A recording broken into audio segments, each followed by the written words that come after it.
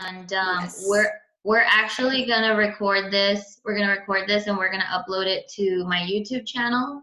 For now, we're gonna put it on my YouTube channel if you guys want to go look at it again.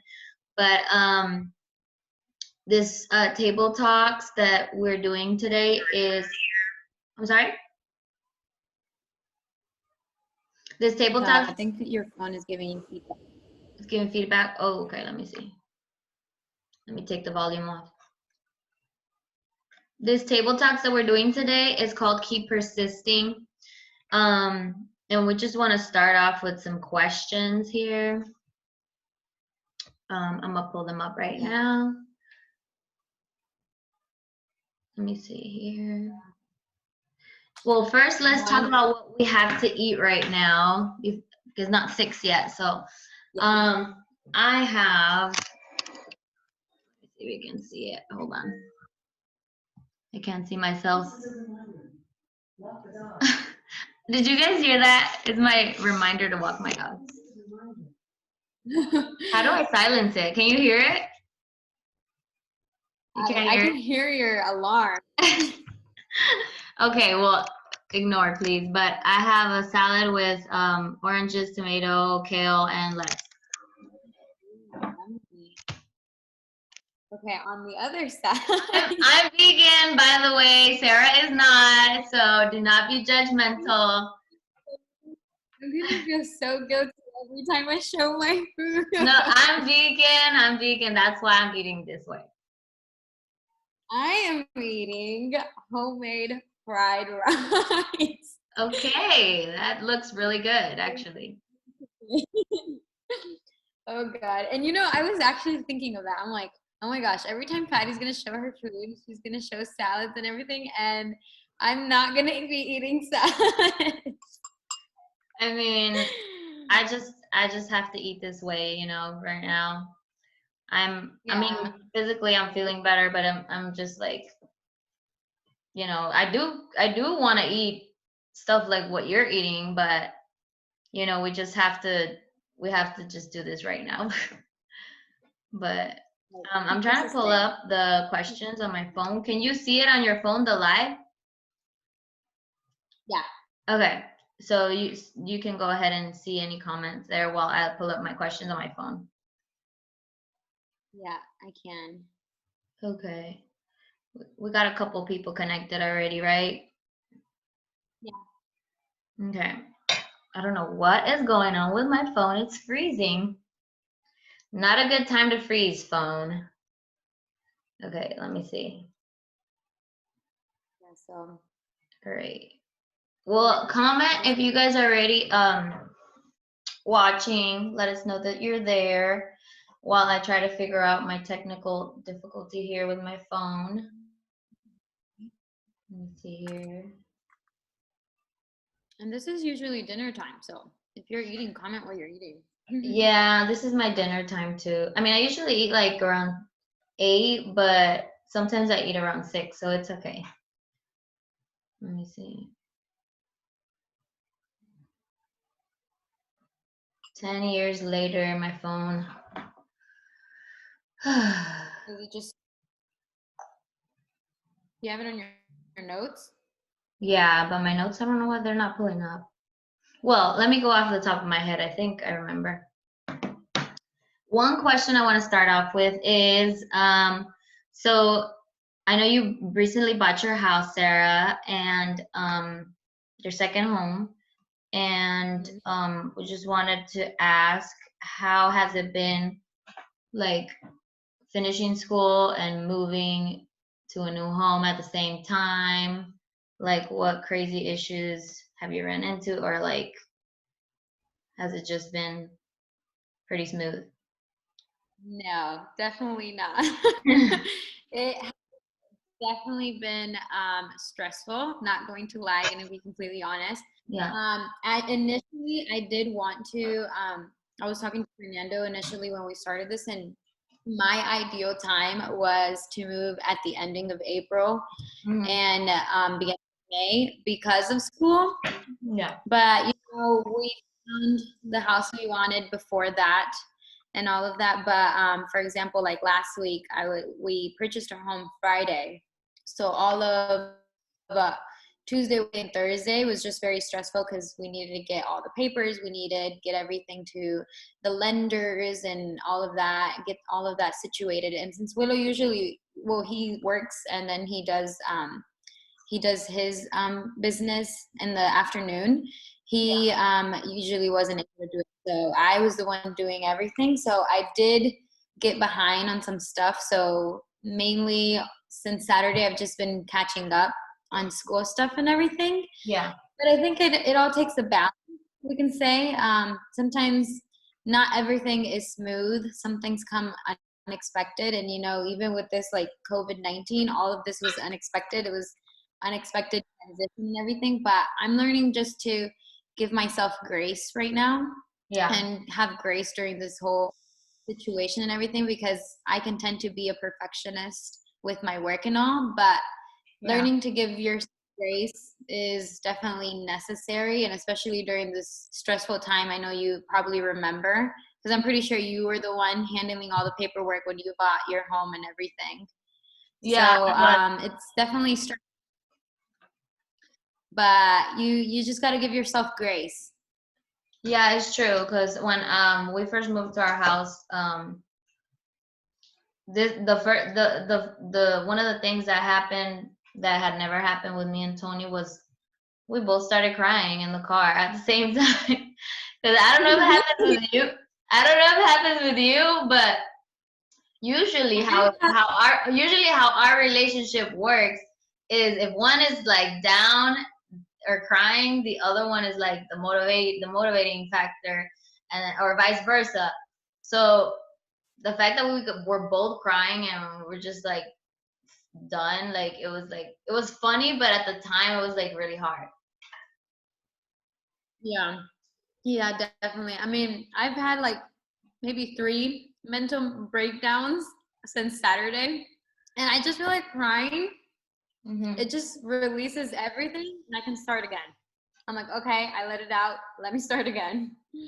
So, Yeah. but I mean, and then Friday was busy and everything because I was connecting all the utility bills and everything. So I mainly took care of that. Yeah. And then Willow's obviously taking all like painting the house, fixing the house before we move in and all of that, because we just want to have it ready before we have our stuff in. So he's been taking care of that. So we are both stressed in our own ways, but he's a little bit more reserved, I guess, with his own stress. Yeah. I'm the type of person to let it out more. Yeah.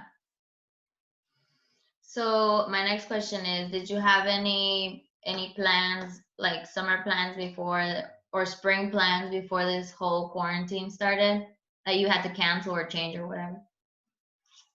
Well, I mean, that I had to cancel or change, I'm still holding on. Like, I'm still being hopeful because I have a trip for California at the end of May. So the last week of May, we have a trip to California. We wanted to go to we're wanting to go to Heaven Come Conference. So we have a trip planned about a week, and I guess we're just being hopeful right now. So I don't exactly want to cancel anything yet. Yeah. But if we have to, we will. But I'm holding on to that. And then obviously we have our summer plans about VU conference and all. So I mean, this is a lot of people. We'll see what happens and what goes on from there. How about you? Did you have anything you had to cancel? Well, we were gonna have like a graduation trip for David, for my little brother. So my mom had to change that, so that kind of sucks because it was like supposed to be our family vacation. But it's okay. I guess we're just gonna have to reschedule it or something. But no, and we were also gonna go like just to have a vacation, me and Tony, this summer, but we hadn't decided yet. But as of now, like with everything, we don't really feel like going anywhere, obviously. So it just depends how everything turns out, you know, with this whole virus. Yeah, yeah, definitely. I mean, me as in like planning vacations just to go somewhere. We are not planning for that, but we're still holding on to the conferences. Hmm. So we'll see. We'll see what happens. If it needs to be changed, then it'll be changed. So Okay, definitely, yeah. Tony helped me with this question, but I was like, she's probably not even cooking, but I'll just ask the question. Have you learned any new recipes through this quarantine time?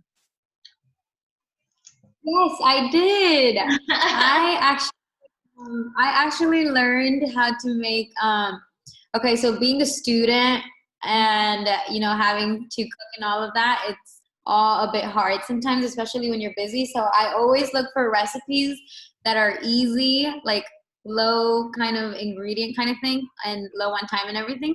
So I Yeah. actually learned how oatmeal cookies. So oatmeal, banana, and chocolate chips. So it only takes 3 ingredients. Smash the bananas, pour in the oatmeal, and you can either put chocolate chips or almonds or nuts, whatever kind of nuts you want, and put it in the oven for about 15 to 20 minutes, and you have cookies. Wow, you need to send me that recipe.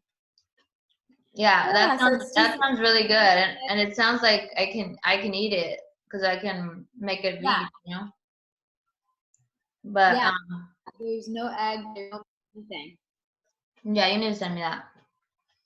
Yeah, I'll definitely send you that. So I knew before getting married, I knew how to cook some things, but I'm definitely a YouTube learner. Yeah, me too. Um, for this live, I see a lot of like it looks like a lot of Spanish speakers are coming in. So déjanos saber si quieren que hagamos esto en español o en inglés. Let us know if you prefer English or Spanish, because we don't know, you know, what our audience would be, the majority audience. So just let us know, so everybody can understand. Déjanos saber si prefieres en español, este table talks para saber, you know, quién está viendo, cuál es la mayoría de nuestra audiencia, porque pues por ahorita no podemos hacerlo bilingüe. So, yeah. Yeah. Um, so yeah, Sarah, those were my questions. I don't know if you want to go on to what you had prepared. Yeah, I'll get started. Because we want to keep this 30 minutes because I know not everyone wants to stay connected for like 2 hours and something. So we wanted to keep this, short and sweet so anyone can come and connect and just get words of encouragement and just kind of relate to whatever we're going through or relate to what we've been through or stuff like that, or even just share with us what they've been through as well. Mm-hmm. But I chose the theme keep persisting for this talk based on scripture Mark 5 verses 21 through 43. And this scripture is basically talking about Jairus and when he goes and looks for Jesus, and he comes out to Jesus asking him, begging him to come to his house so he could put his hands over his daughter. Mm-hmm. And because she was sick, she was dying. So scripture literally says that he pleaded with him and said, my little daughter is dying. Please come and put your hands on her so that she will be healed and live. And so we see this scenario of how Jairus comes and begs Jesus to go and help him and help his daughter. And in the middle of him going, because Jesus went with Jairus and everything, and in the middle of all of this, we see a part in scripture where it talks about how Jesus out of nowhere says, who touched me? Yeah. And in scripture, you can see a large crowd followed him. So the question is like absolutely absurd. Like, why would you ask who touched you knowing that you're in a crowd. You could bump into people, people could bump into you. He knew that people wanted to reach out to him because people were getting word and were getting to know who Jesus was. So there were many people, I can imagine many people trying to touch him and everything. Or even like, let's say the disciples trying to protect him and then one of the disciples accidentally bumping into him. No one really knows, but the thing is that when you're in a crowd, it's obvious that you might have some people touching you or whatever. And even the disciples are like, do you not see the crowd around you? And you still ask who touched you. Mm-hmm. But we look at this, and if you keep on reading and everything, you know that it's the woman that had been suffering for 12 years of the bleeding. And but if you look at it from the perspective of Jairus, it's like, hey, I have this problem, and you told me you were going to help me, but you want to know who touched you? Like, how is that even relevant? Like, it's not making sense to me. So we look at it, like, I'm looking at it from Jairus' perspective as Jesus is like, what are you doing? What you told me you were going to help me. And then while Jesus keeps on speaking with the woman of the blood disorder and everything, someone from Jairus' home comes and they tell him, it says, verse 35 says, while Jesus was still speaking, some people came from the house of Jairus and said, your daughter is dead. And then they said, why bother the teacher anymore? So we see how, they told him that his daughter died, and they literally told him, don't even bother. Like, don't even bother. Keep on asking. Don't ask no more. It's over. It's all over. Yeah. And Jesus overheard this, and his response was, don't be afraid, just believe. So that's what he said. And this scripture, we've heard it so many times, but I feel like there's so much packed into this with both stories, with, Jairus' story and then the woman that had been bleeding for 12 years. There's so much into this in the scripture, but I want to point out like 3 things that happened here. And Jairus' daughter, to me, can represent many things. It can represent, prayers. It can represent dreams. It can represent anything. Yeah. And many times we have things in our life that seem like they're dying. Like, we could have a dream that we've dreamt for so long, but it seems so far away, and we've kind of left it to the side, and that dream just starts dying. And then we come to the Father with that request. We come to the Father with that prayer request or with that dream, and we say, hey, look at this, Father. Like, look at this, God. This is dying. Can you help me with this? Mm-hmm. Can you help me bring life back into it? Can you help me reawaken this? Can you help me with all of this? Just like Jairus did it with his daughter. And then, like I said, there are 3 things that I want to mention. And the first one is that in the middle of the process, sometimes we're going to see God working with other people for the same exact thing we're asking for. So it's like Jairus was asking for healing, and Jairus, in the middle of his process, in the middle of waiting and everything, he sees how Jesus heals the woman. And then he's in his perspective, we could be like, oh, why are you so focused on who touched you? Like, I came to you first. Mm-hmm. I'm the one that came to ask for you. I'm the one that came to ask for you first. But he didn't know that she had been waiting for 12 years for a miracle. And we could, like I said, we could be in a process, and we could see how God works with other people first.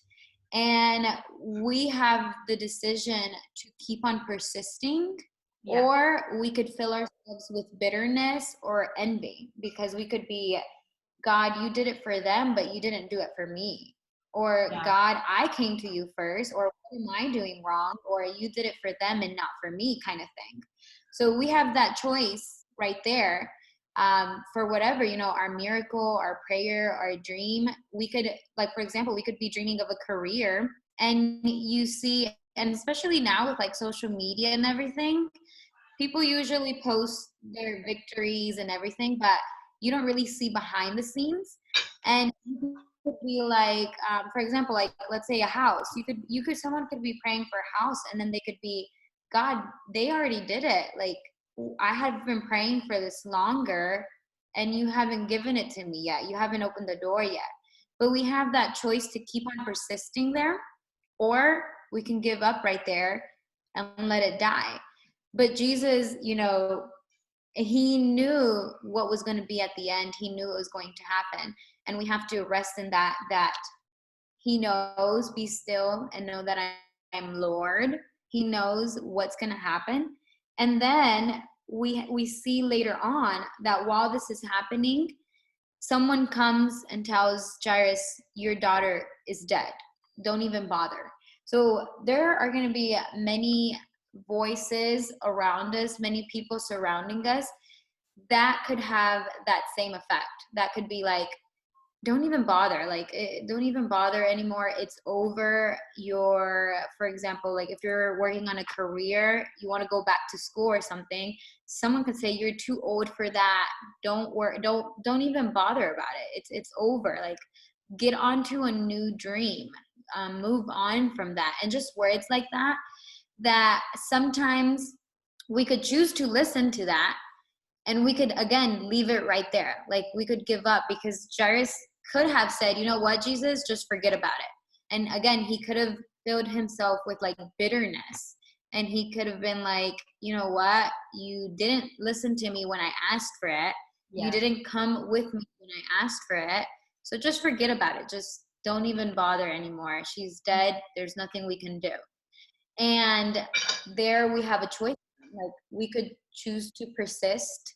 We could keep on persisting.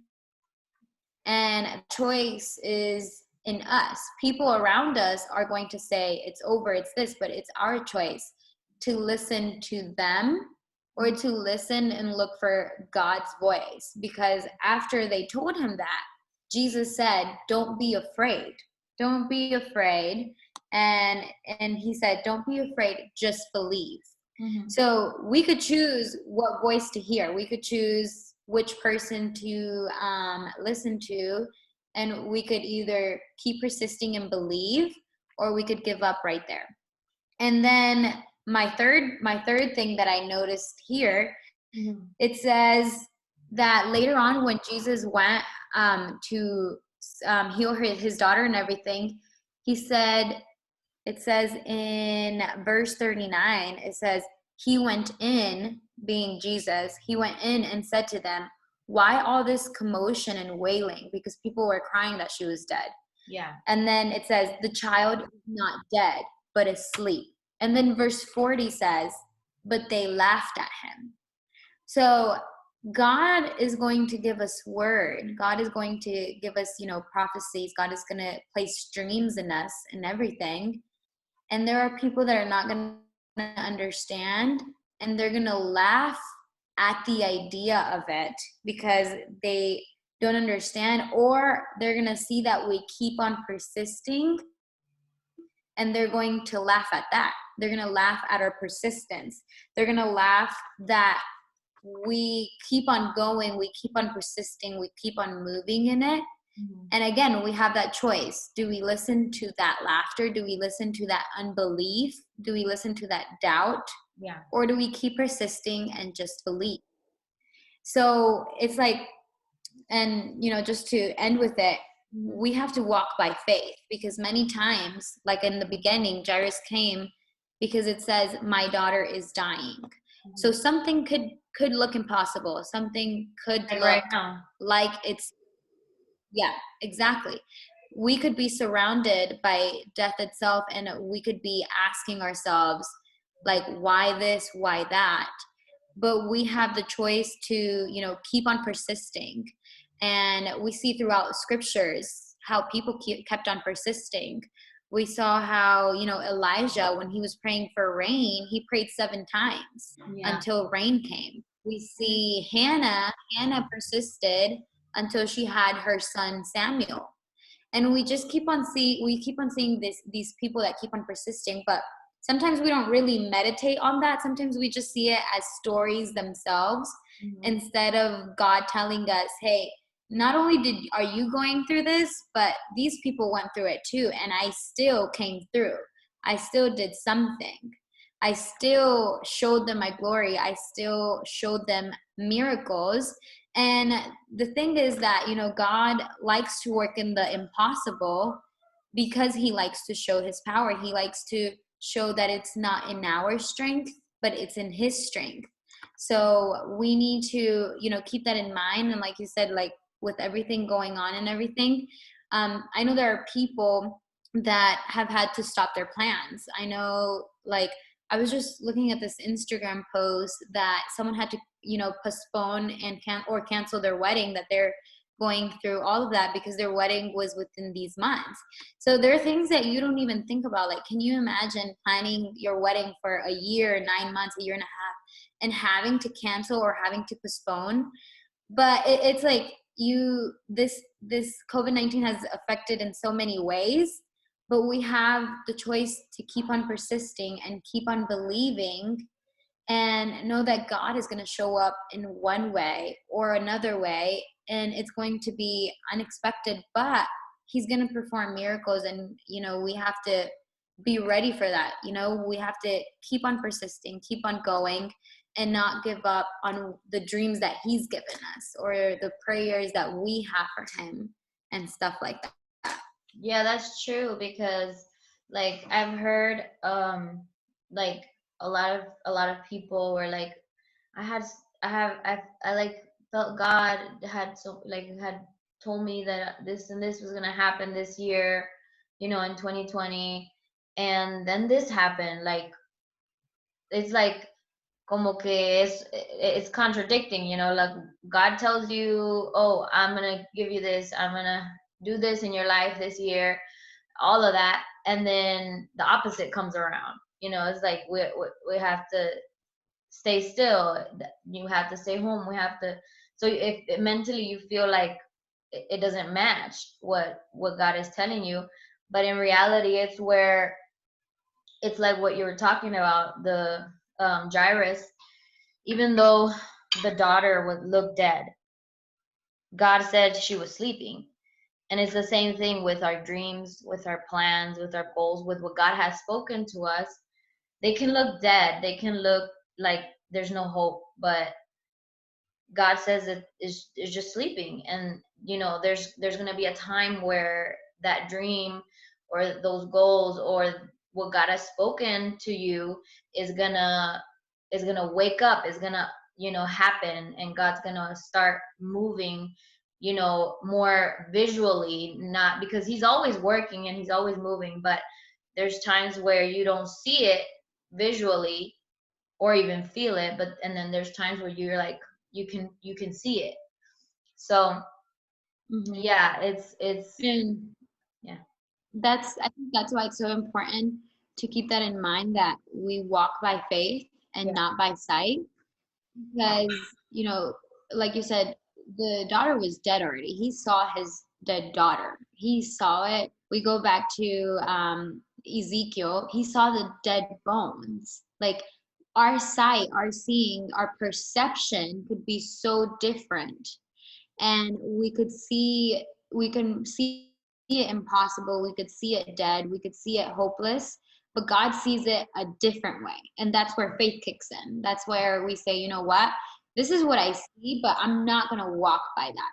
I'm not going to walk, maybe people have lost their jobs. Maybe people have had to cancel plans or stuff. Like, for example, this year I'm going to graduate in December. But when this started happening, they had told me, hey, you know what? Some summer classes might change. After all, you might not graduate in December. So that was a really big hit, because you're preparing for this big day and everything. You're preparing for everything that you've worked for, and for someone to tell you this might not happen, it kind of hits hard, but that's where we're like, okay, this is how it looks, but I'm not going to walk by that. I'm not going to walk by sight, but I'm going to walk by faith.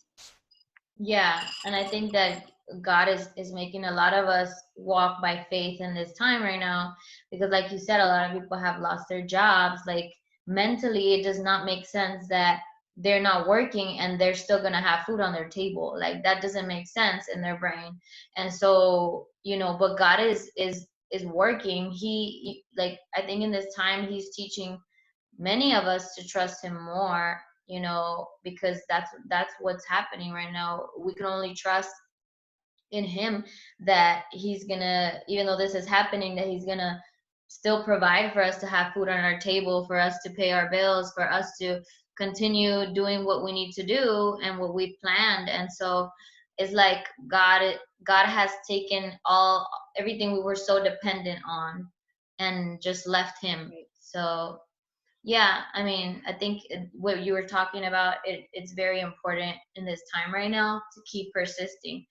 Like, we cannot stop. It doesn't matter what's going on, it doesn't matter what we feel, what we see. God is moving, and we need to just keep moving forward, and that goes for anybody who's watching out there and who will watch this. You know, we need to just make sure that we're pushing forward no matter what we see. So, yeah, I don't know if you want to say something to finish off, Sarah. Just to finish off, I think we have to keep persisting because we never know how close we are. We never know how many steps we are away from our miracle or away from the finish line. We just never know. So the main thing is we need to keep on persisting no matter the chaos, no matter the uncertainty, no matter the situation. Just walk by faith and not by sight. Yes. So we just want to leave you guys with that. This is the end of our second session of Table Talks. We will be doing the next one in 2 weeks, right, Sarah? 2 weeks, Monday at 6. Yes, it'll be Monday at 6 to 6:30, just 30 minutes. It will be May 4th if you guys want to write it down. But either way, this Table Talks is going to be uploaded on my YouTube channel if you guys want to go watch it there. And yeah, let us know in the comments or somewhere that, what language you guys prefer. You guys prefer English, Spanish, para los que hablan español, si prefieren que esto sea en español, déjenos saber de una forma. Y pues, we want to thank you guys for watching. Queremos darle gracias a ustedes por ver y esperamos que fue de bendición esta sesión de Table Talks. We hope that this was a blessing for you guys, this Table Talks. Yes, so we'll see you in 2 weeks. All right, see you in 2 weeks.